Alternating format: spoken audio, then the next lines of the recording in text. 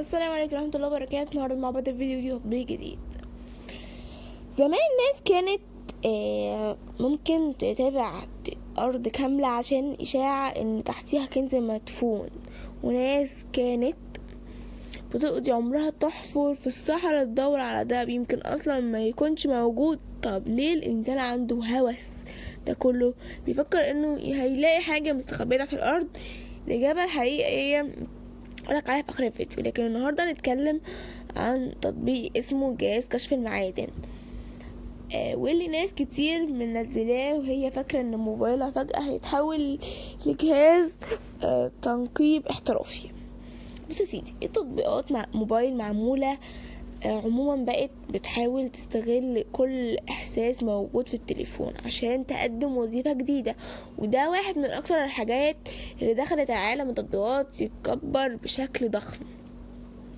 ده تطبيق جهاز كشف المعادن. فكرته الأساسية ان هو يستخدم حساس مجال مغناطيسي موجود في بعض الهواتف عشان يقيس تغيرات حوالين المعادن قريب منك. يعني ببساطة التطبيق بيقيس المجال المغناطيسي مش بيكشف الذهب زي ما بعض الإعلانات بتوهم الناس.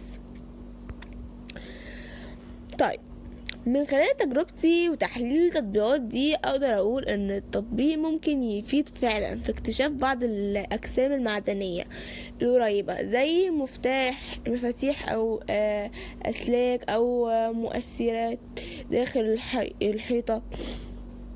احيانا لو انت متخيل انك هتمشي في الشارع تلاقي سبائك ذهب مدفونة بالموبايل، فده للأسف وهم تسويق أكتر ما يكون حقيقة عملية.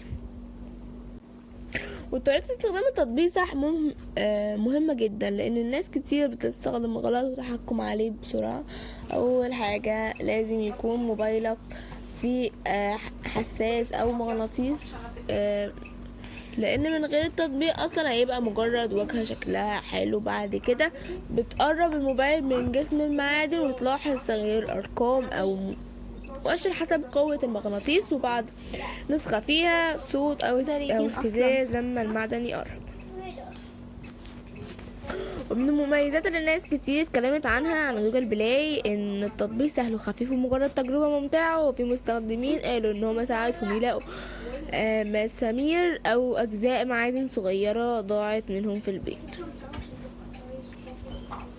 لكن لازم نتكلم كمحترفين شوية. العيب الكبير في التطبيقات دي ان في ناس بتسوقها على انها كاشف ذهب حقيقي، وده غير دقيق عمليا، لان الحساس الموبايل محدود جدا مقارنة بالاجهزة كشف المعادن الاحترافية اللي اسعارها بعضها بتوصل لالاف الدولارات وتعتمد على تقنيات اعمق بكتير زي البطاقة الكهربائية المغناطيسية وتدريد المختلف. كمان من الحاجات اللي الناس كتير تشبالها منها بعض التطبيقات دي بتعتمد بشكل ضخم على الاعلانات، يعني كل شوية لان يطلع لك وكأنك داخل تتفرج على مسلسل مش استخدام ادائي. وده لان المطور بيكسب من اعداد مرات ظهور اعلانات او ضغط عليه، واحيانا كمان بيبقى من الاشتراكات المدفوعة لإزالة الاعلانات او فتح خصائص اضافية. اما عن استخدامات غير اخلاقية فدي نقطة مهمة جدا.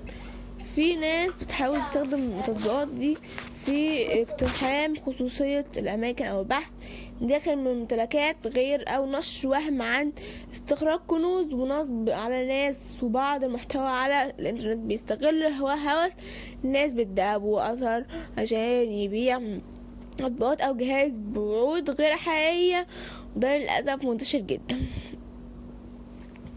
بالنسبة للتعليقات والمستخدمين فهتلاقي انقسام واضح. في ناس داخلة تطبيق بهدف تسلية وتجربة وعجبهم، وفي مقابل في ناس كتير كانت غصب لانهم توقعوا ان امكانيات خيالية بناء على وصف التطبيق او اعلانات. من اكتر التعليقات اللي اخذ التفاعل ان حد المستخدمين قال بمعنى الكلام كده: تطبيق كويس كتجربة، كأنه مش جهاز كشف الذهب حقيقي زي ما الناس فاكرة، ودي تقريبا خاصة تعليق واقعي ممكن يوصف نوع ده من التطبيقات.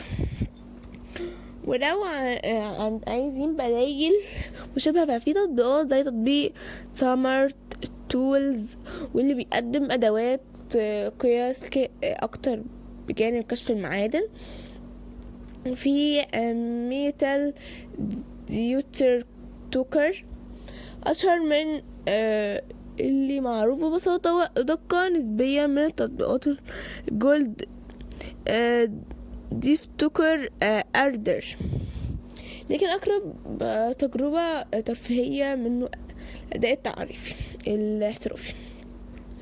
ومن وجهة نظري المهنية التطبيق ممتع ومفيد في حدود الإمكانيات الموبايل، لكن المشكلة في توقعات الناس. إن التكنولوجيا ساعات بتدينا إحساس إن كل حاجة ممكنة، بما إننا الحقيقة عملية بتكون أهدى وأبسط بكتير.